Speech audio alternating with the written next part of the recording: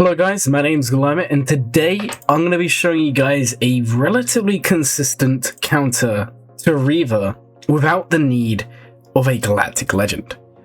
Now, just to give you guys context, there is a Datacron on this team, and that is the Grand Inquisitor one. They also have the turn meter Datacron here. They then have whenever an Inquisitorius goes below 100% health, they gain a bonus turn. And then finally they have whenever Grand Inquisitor is active, Inquisitor allies are immune to fear and stun, and whenever an ally or enemy is defeated, they also gain 50% turn meter. Damage immunity as well is included there, and cooldowns are reset. This is quite a tough team to go up against. A lot of people are talking about the Grand Inquisitor and how good it is.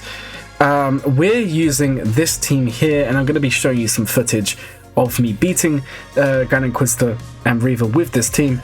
I'm also using a Datacron here, guys. I'm using whenever light side allies gain tenacity up, they gain 10% protection stacking. This is protection up. I'm then using the level 6, which is whenever a resistance ally targets another ally, you're actually gaining 5% defense, max health, max protection, and offense stacking. And finally, we have the level 9, which is a Zori level 9. If stealth is dispelled on a resistance or smuggler ally, they gain a bonus turn. While resistance or smugglers are stealth, they have 100% health still, and their basic abilities apply tenacity down to target enemy. Whenever a resistance or smuggler ally gains damage immunity or stealth, they recover full health and protection. In terms of the stat bonuses on the left hand side, I know you can't read the last one, but we've got 24% tenacity, 128% armor penetration, 124% resistance penetration, and 91% armor. So overall the Datacron is very good for both sides, so let me just show you guys the footage. So showing you guys the battle here, we go up against the Reva team. We just showed you the Datacrons in play. All Zetas are in play as well. Obviously there's no Omicrons on either side, we're not in Grand Arena. And honestly, this isn't that bad a counter. So the idea is you're going to be constantly passing turns to Zori, because Zori can cleanse the Purge. Whenever you cleanse a debuff, you gain turn meter, 5% for each debuff. Now, overall, it's really not that difficult. I mean, you can see we kind of very quickly go through Reva.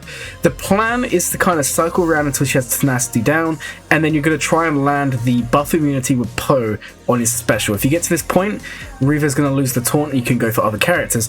Now, some attacks we did about 10 battles. I think we won about 6 of them.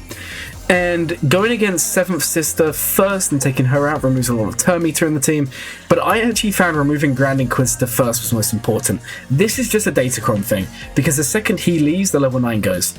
For the most part, I think once the Datacron's out of the system, out of the cycle, then going for 7th would be the best play.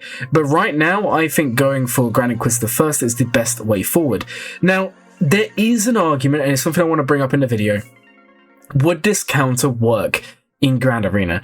And I'm kind of a bit mixed. The problem is in Grand Arena, the second you cleanse the Purge, you're going to gain Death Mark. And we kind of went over it a lot in the testing. And I think it will kind of stop this quite a lot. I mean, there's a chance you still win because you still have the damage immunity on Finn, damage immunity on Poe. But it could just become real dicey with the healing immunity and the Death Mark combined. In Territory Wars, I think this is a fantastic counter. I think this will be the counter for Territory Wars. It seems super consistent. There's only one thing which is kind of mixed in my mind, and that is you can still regain health with healing immunity. Now, at first thought, you may be thinking, well, this doesn't really make a lot of sense. How does this happen? So whenever Zori is stealthed and she basics, she dispels all debuffs, or all buffs, sorry, on the enemy opponent. And this cannot be resisted or evaded.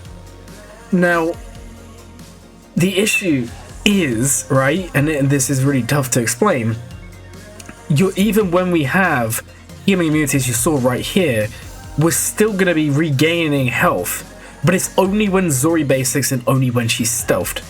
So I don't know if this is a bug. If this is a bug, then this team may not work at all.